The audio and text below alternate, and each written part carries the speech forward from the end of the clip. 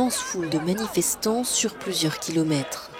Comme chaque week-end depuis l'élection présidentielle contestée du 9 août dernier, des dizaines de milliers de Bélarusses ont marché dans les rues de Minsk ce dimanche pour exiger le départ du président Alexandre Loukachenko.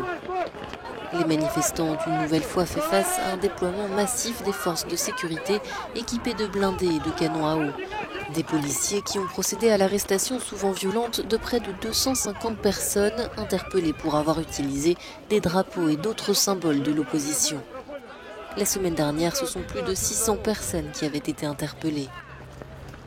Malgré l'ampleur sans précédent de la contestation, Alexandre Loukachenko, au pouvoir depuis 1994, a exclu tout compromis avec l'opposition, évoquant seulement une vague réforme prochaine de la Constitution. Pour garder son emprise sur le Bélarus, le président s'est tourné vers la Russie de Vladimir Poutine.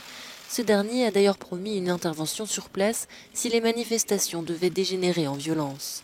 Les deux hommes doivent se voir ce lundi en Russie pour la première fois depuis le début de la crise. L'Union européenne et les États-Unis ont de leur côté prévu de sanctionner des cadres du régime.